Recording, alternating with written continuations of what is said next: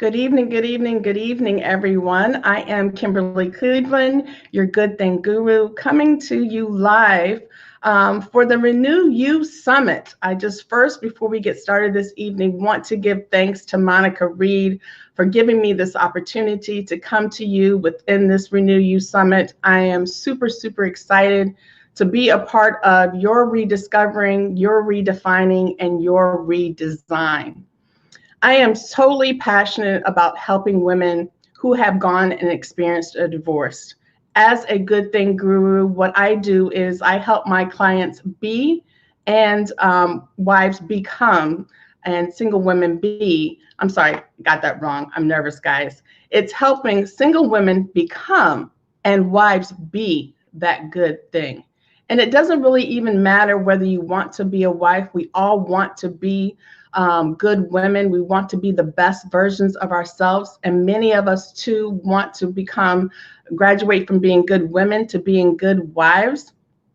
And so I help you do that as the Good Thing Guru. And tonight I specifically want to come to you and talk to you on the topic of how to find hope and healing after divorce. Many of us women have experienced divorce. I have personally experienced divorce, and that's why I'm passionate about our topic tonight. It's why I started the Wife University, because I wanted to help women who were in the same situation as me and to help single women be better prepared for marriage. So again, the topic tonight is very close and dear to my heart. I want to talk to you about how to find hope and healing after divorce. We all know that divorce is difficult. It affects us in many negative ways. It affects our bodies. It affects our minds. It affects our hearts. It even affects our souls. When we're going through a divorce, approaching divorce, we lose sleep. Some of us lose weight or gain weight. It's hard for us to concentrate. It affects our judgment. Sometimes it can even shake our faith. And it definitely robs us of peace if we let it. So again, it's important for us as we're going through a divorce to acknowledge that we may need to be healed from those negative adverse effects. It can also numb our mind. It can darken our mood. It can even reveal a darker side of us or those people who we're going through the divorce in. So again, it's very important that we're intentional when we're going through a divorce, having experienced a divorce, again, to focus in on our healing. And so tonight I want to actually give you 10 steps that will help you and direct you in your healing and to finding hope. I hope that you brought a pad and paper so that you can write this information down, that you're being intentional. Again, I'm going to provide you with 6 steps. I'm not really going to go into how you apply those steps. We just don't have the time and space for them tonight, but I do want to give you those 10 steps. So again, starting off with the first step. The first step in your healing begins with acknowledging the pain. Again, step 1 is acknowledging the pain. It's easy to, when you're going through a divorce, to try to suppress your feelings. In the beginning, try to ignore, sweep them under the rug, or just be in denial. When you're experiencing a divorce, I also tell my clients, it's like you're experiencing a death and you're going through stages of grief.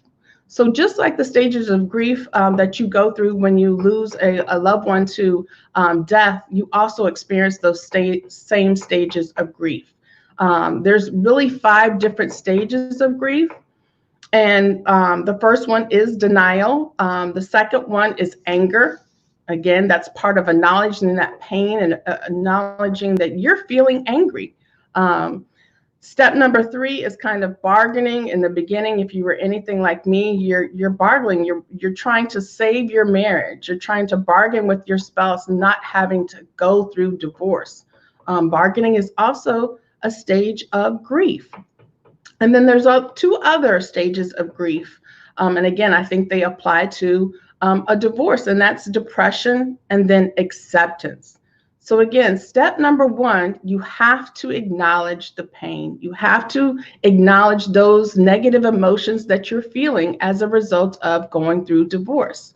Again, whether you're feeling numb, whether you're in a state of shock, disbelief, whether you're feeling hurt.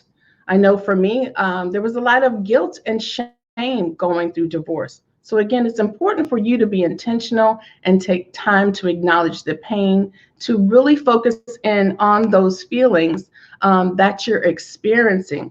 Once you're able to actually acknowledge those feelings, then you can begin to deal with them. If we're suppressing them, if we're hiding them, we can't really deal with those feelings in a positive way. So again, step number one is acknowledge the pain so that you can recognize those feelings and begin to deal with those feelings. Now, step number two is don't let depression rule your life. Again, as you're experiencing some of those negative feelings, it can spiral and lead into the depression if you focus in on those negative feelings too long. Again, you don't want to do that. So in step number two, you don't want depression to take over. You don't want depression to rule your life. Again, acknowledge the pain, acknowledge those feelings, but then you quickly want to overcome those feelings. You want to release those feelings. And again, I can show you further how to begin to do that, to apply some of those steps that will help you release those feelings. And again, for me, I fell into a deep depression because, again, I was dealing with the shame, with the guilt, and just dealing with the pain of why am I experiencing this? Well, I never thought I was going to go through a divorce. And then on top of that, being married was one of my greatest desires. So again, I was experiencing much of maybe what you're experiencing in terms of just one, being angry. And I did not want to be bitter. So that was another emotion that I acknowledged that I was feeling, beginning to feel bitter. And I did not want to carry that. Again, when we acknowledge those, and you're also feeling like you don't have hope. So that's one of the key factors in recognizing that you're depressed. A lot of times too, with depression, you're feeling lifeless, you're feeling tired, you're feeling wearied. It's hard to even get up out of bed. That's when you know you're experiencing depression. And you really just have to make a choice of, I am not going to give in to these negative emotions. It's time for me to do something about it. And again, I want to say this right here. If you need to get professional mental help, do that. Don't be afraid to ask for help.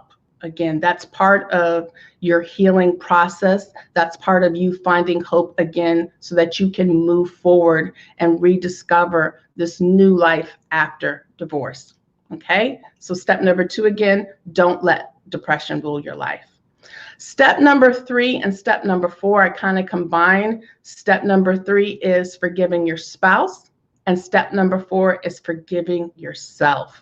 These two steps are also very, very critical. Going through a divorce, we tend to do the blame game as to whose fault it was. Forgiveness is key because, again, if unforgiveness is a poison, if you do not forgive, you're only hurting yourself. Again, when I talk about forgiveness, forgiveness is just letting go of a grievance. It's letting go of that judgment that you're holding against someone else or holding against yourself. In order for you to be free and move on with your life, to be able to, again, redesign a new life for yourself and rediscover who you are, you've got to be free. But a lot of times we're being held in bondage and burdened because we have not extended that forgiveness. And I say extended that forgiveness because, again, it is a choice. And so, again, you've got to release those feelings of bitterness, accept what has happened, and forgive the persons of the wrongs that they've done, and also forgive yourself. And again, I say forgive yourself. Talking personally, I carried a lot of the burden myself of the decisions I had made, maybe the mistakes I had made in my marriage. And so, again, I had to release myself. I had to forgive myself. of any of those bad decisions and mistakes that I did in my marriage. So again, steps 3 and 4 were forgive your spouse and forgive yourself. Step number 5, I've kind of touched on a little bit, is letting go of the past. Again, this was another step that I had to let go of the picture that I had of what it meant to be married, the picture I had in my mind of this family. At the time, again, I was going through a divorce pregnant, and going through it even as my child was born and as an infant. So I had this picture in my mind of a happy family, and I had to let go of that picture. I had to let go, too, of the fact that my marriage had failed. I had to move on from that point and say, Kim, okay, you're going through a divorce. You didn't think you were going to be going through a divorce. You pictured your life one way, but it's time to let that go. So again, step number 5 is letting go of the past. And again, I can tell you how to connect with me so I can give you some practical steps on how do I do that. I know it sounds easier said than done, these 10 steps that I'm giving you, but there are some practical things that you can begin to implement to do this. Okay, so step number 5 is letting go of the past. Step number 6, very critical, seek out the lesson. What is the lesson in all this? Anytime some challenges come in your life, anytime you experience trauma, it's important to do the self-reflection and ask yourself, what is the lesson? Find the lesson also empowers you. Finding the lesson also gives you hope. Because again, if I can find a lesson in this, that's a positive thing. If I can find a lesson in this and figure out what went wrong, what I might have done wrong, what the other person might have done wrong, then I can go about finding answers on how to fix that for the future. I may not be able to fix it in this relationship, but I can fix it in the next relationship. So you're empowering yourself when you seek out the lesson. That gives you your hope back, okay? So step number 6, again, was seek out the lesson. Step number 7, give yourself time to heal, all right? And again, you make that evaluation about how much time. Don't let anyone else direct like, oh, you know, it's been a month, it's been 3 months, it's been 6 months, it's been a year, and you should have gotten over this. Your healing process is very personal. No one can walk in your shoes. You know, going through these 10 steps, it takes time. So allow yourself time to heal. Again, allow yourself time to figure out, you know, how do you move on from here? Don't rush yourself. Definitely be intentional about these steps. Definitely take time and don't rush any of the steps that we're talking about here today, but you want to give yourself time to heal. And again, like I said, you are the one who determines how much time that's going to take. If you listen to yourself, if you listen to your body, okay? So again, step number 7 was give yourself time to heal. Step number 8 is that rediscovering. You have to rediscover what your identity is. A lot of times as women, when we're going through divorce, we feel like we have lost our identity, and that's why we feel lost, because we don't know who we are. A lot of times we've let the marriage define who we are as a person. Yes, the marriage was a big part of who you are, but it's not the only thing that you are. In this step, I encourage you to connect to the Creator. He is the one who can tell you who you are. You find your value by the person who created you. Okay, so connect with the Creator and connect to and remember and rediscover your identity. That's key. Remind yourself who you are. And I'll tell you, one of the practical things that you need to do in this state is, again, affirmations.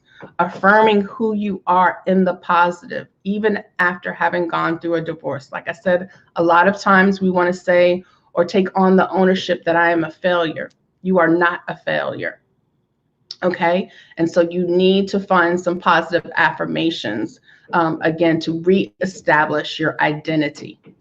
Step number 9 is focus on your purpose and your passion. Why is that a step in your healing and hope process? That is a step in your healing and hope process, again, because you've gone through a traumatic, event.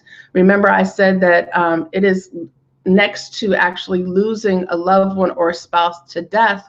Divorce is the next stressful event in your life anyone can experience. So you need to step back and take time to rediscover your purpose and your passion.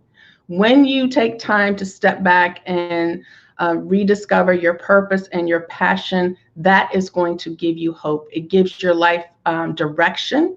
When you can tap into your purpose and your passion outside of the marriage, outside of the divorce, it can redirect you. It can refuel you. It will re-energize you. And again, you will have hope.